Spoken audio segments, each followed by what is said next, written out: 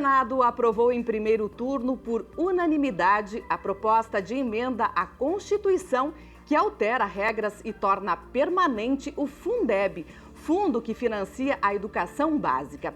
O texto manteve o teor já aprovado na Câmara dos Deputados no mês passado. A renovação do fundo ainda precisa passar por um segundo turno de votação pelos senadores. Com o aquecimento global, o crescimento do país e o desperdício, também a demanda de água no Brasil pode aumentar quase 80% até 2040. É o que aponta um estudo do Instituto Trata Brasil. O trabalho estima cenários da demanda futura de água no país para pensar como o setor de saneamento básico deve se planejar para conseguir atender a população de forma eficiente e sustentável.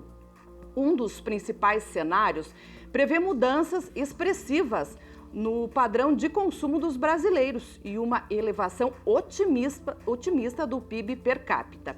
O período analisado é de 2017 a 2040. Os dados mais recentes do setor se referem a 2018. O Ministério da Economia prorrogou por mais 2 meses o decreto que permite redução de jornada e salário de trabalhadores. As empresas terão que informar ao governo se pretendem aderir à medida ou não. Em julho, o governo já havia publicado a primeira prorrogação. A medida vale para todas as empresas, inclusive para empregadores domésticos. Para ter mais informações, é só acessar o site do Ministério da Economia. A prorrogação vale até 31 de dezembro. Você participaria de uma pesquisa clínica para uma nova vacina ou medicamento? O assunto está em alta por conta da nova vacina contra a Covid-19. Veja como funciona todo este processo na reportagem da Fabiana Vantucci. Notícias de que várias vacinas contra a Covid-19 estão sendo testadas não faltam. Mas qual será a real situação? Segundo a Organização Mundial da Saúde, 166 pesquisas estão em andamento em vários países. Desse total, 33 já estão na fase de testes clínicos em humanos. Mas afinal, qual será o processo para o desenvolvimento de uma nova vacina ou medicamento? Essa médica explica que o trabalho pode durar anos. Após a fase de testes em animais, começa o estudo em humanos voluntários saudáveis. Na sequência, com pacientes que têm a doença. Depois vai para a fase 2, que é uma fase onde é utilizado em centenas de pacientes. E daí, indivíduos já com a doença para a qual aquela medicação está sendo realizada, sendo produzida. Nessa fase é mais para ajuste de dose e para avaliar realmente a eficácia da via de administração definida na primeira fase. As próximas etapas envolvem estudos realizados em centros de pesquisas do mundo todo. É uma fase que geralmente dura anos, na maioria dos fármacos, e é uma fase realizada em indivíduos com a doença e é comparado sempre a medicação e o placebo, para ver se realmente aquela medicação está sendo eficaz. A fase 4 é a fase pós-comercialização, que é a fase que a gente chama de farmacovigilância, que é uma fase, na verdade, para a gente avaliar possíveis efeitos colaterais que não foram vistos nas fases anteriores. No caso das vacinas contra a Covid-19, esse processo teve que ser acelerado. Tem toda a questão de documentação. Então, passa pela CONEP, que é o órgão regulador nacional, no caso aqui do Brasil. Depois, passa por um comitê de ética local, para então a gente começar a pesquisa. Então, esse processo burocrático é acelerado por conta de ser uma pandemia, tá? E, na verdade, os outros processos têm que ser cumpridos corretamente. Essa clínica tem 50 pacientes voluntários em estudos para novos medicamentos. A Ana é um deles. Ela sempre quis participar de uma pesquisa.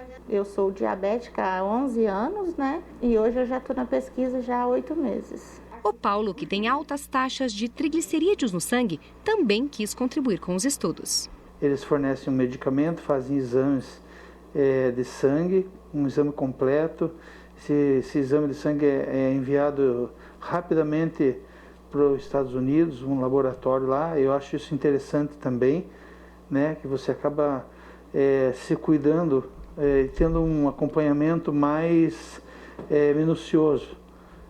Isso também colaborou para que eu fizesse parte da pesquisa. Ainda existe muito receio quando falamos em testes realizados em humanos, mas quem participa garante que não precisa ter medo. A gente tem que participar, quanto mais gente colaborar, melhor ainda. Ele se voluntaria a fazer aquilo, ele tem conhecimento de tudo que acontece e ele tem plena autonomia de qualquer momento, se ele quiser eventualmente desistir da pesquisa, ele tem essa autonomia de desistir também.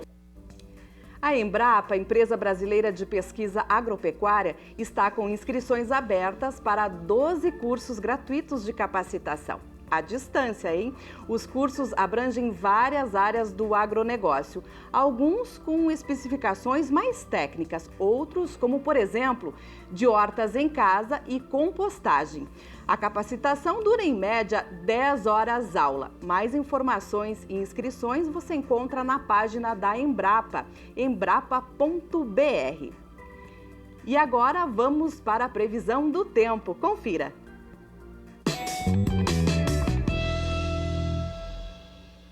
Uma massa de ar seco vai influenciar grande parte do país nesta quarta-feira e uma nova frente fria deve se aproximar do Rio Grande do Sul. A previsão para o extremo norte do Amazonas, para Roraima e o litoral norte fluminense é de muita nebulosidade, poucos períodos de sol e chuva em vários momentos do dia. Já no norte do Maranhão, do Piauí e do Ceará, no litoral da Paraíba, de Pernambuco, de Alagoas e no litoral capixaba, chove de forma passageira. A previsão para o centro-leste do Amazonas e oeste do Pará é de sol pela manhã e pancadas de chuva entre a tarde e a noite. No sul e sudoeste gaúcho, o sol aparece forte pela manhã, a nebulosidade aumenta no período da tarde e chove em forma de pancadas durante a noite e a madrugada da quarta para quinta-feira. Já nas demais áreas do Brasil não tem previsão de chuva e o sol brilha forte. O sol vai aparecer entre muita nebulosidade apenas no litoral norte paulista e em praticamente todo o interior fluminense. Tem risco de geada na Serra da Mantiqueira e no sul de Minas Gerais. Desde abril, uma medida provisória permite que escolas e universidades fiquem dispensadas de cumprir o mínimo de 200 dias letivos por causa da pandemia do coronavírus. Agora, a medida foi sancionada pelo presidente Jair Bolsonaro. A Lei da Educação prevê o mínimo de 200 dias letivos anuais, mas com atividades presenciais suspensas por todo o país por causa da pandemia, cumprir essa meta ficou difícil. Na casa da Carolina, as aulas online tomam boa parte do dia do Nicolas, de 9 anos. Para ela, a flexibilização da regra veio em boa hora. Acaba sendo uma coisa necessária nesse momento. Não é o ideal, mas é necessário. De acordo com a nova regra, que só vale para este ano, as escolas dos ensinos fundamental e médio têm que continuar oferecendo no mínimo 800 horas de aulas por ano. Já as universidades precisam respeitar a carga horária de cada curso. Para todas as faixas de ensino, as aulas podem ser distribuídas no calendário usando, inclusive, dias letivos do ano que vem. Não é necessário estender o ano, as escolas particulares especialmente, que não pararam, estão fazendo o ensino remoto, estão fazendo na casa das pessoas, era possível cumprir o calendário com um pouco mais de horas por dia, sem ter que cumprir 200 dias. É uma lei que visa possibilitar o acesso à igualdade do ensino em todo o país e busca também estabelecer, então, essas diretrizes para que a União, juntamente com estados e municípios, possam buscar essas soluções. O primeiro ventilador pulmonar desenvolvido pela NASA a ser homologado no mundo está pronto para a produção em escala industrial no Brasil. Chamado de Vida, o aparelho passou por alterações para a nacionalização e também por adequações de acordo com as normas do Senai-Cimatec. O ventilador pulmonar foi aprovado pela Anvisa. A produção será feita por uma empresa do interior de São Paulo. De acordo com o Senai, o diferencial deste equipamento é que ele é o único que suspende o funcionamento durante um procedimento de reanimação do paciente, sem perder os parâmetros ajustados anteriormente.